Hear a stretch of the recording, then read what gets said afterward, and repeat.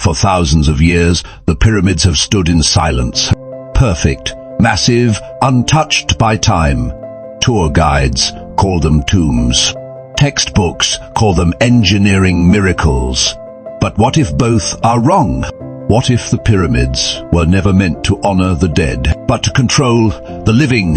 Tonight, you're going to hear a version of the pyramid story that rarely makes it into classrooms, documentaries, or travel brochures. A story of power, fear, erased voices, and a disturbing secret hidden in plain sight. And once you hear it, you may never look at the pyramids the same way again. Beat. This is the story they don't want you to question. The official story sounds clean, comforting.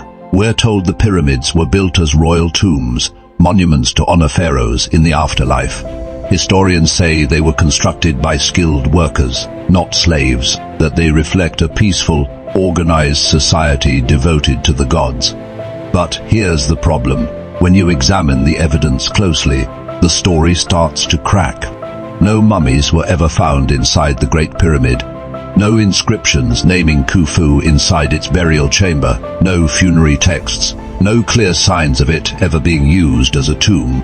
For a structure so important, something crucial is missing. A body. So the question becomes, if the pyramids weren't tombs, what were they really for? Let's talk about scale. The Great Pyramid was built using over 2.3 million stone blocks, some weighing as much as 80 tons. Even today, with modern cranes, recreating this structure would be nearly impossible.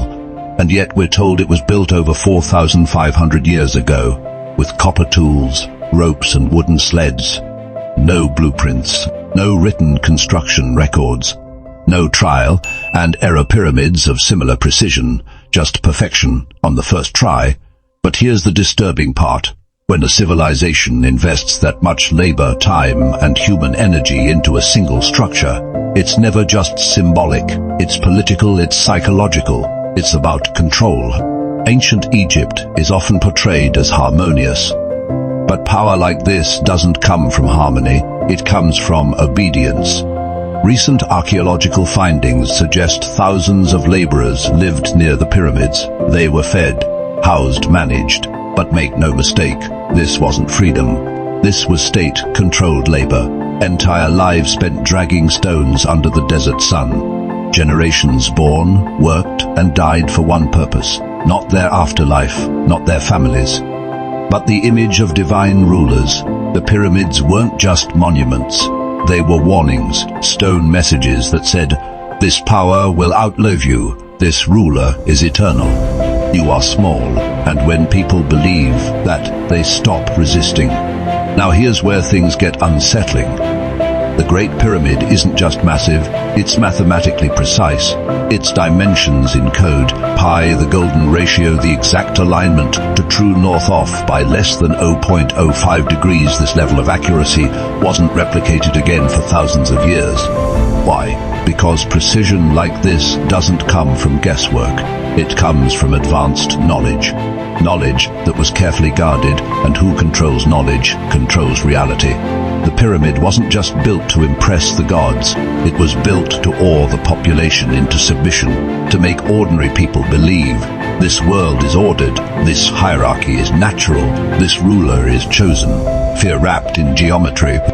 Look at the pyramids from above. Their layout mirrors the stars of Orion's belt. In ancient Egyptian belief, Orion was associated with Osiris, the god of death and rebirth. This wasn't coincidence. The pyramids were designed as cosmic machines, bridges between Earth and the heavens. Not for everyone, only for kings. The message was clear.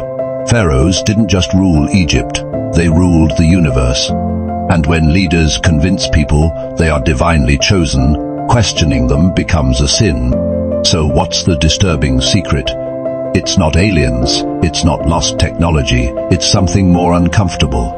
The pyramids were one of the earliest tools of mass psychological control in human history.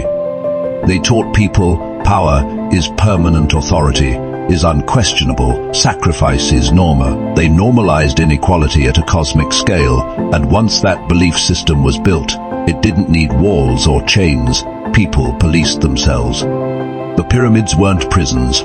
They were ideas carved in stone. Here's the part that matters today. We still build pyramids, not with stone, but with systems, massive structures of power that look untouchable, designed to make people feel small, permanent, inevitable.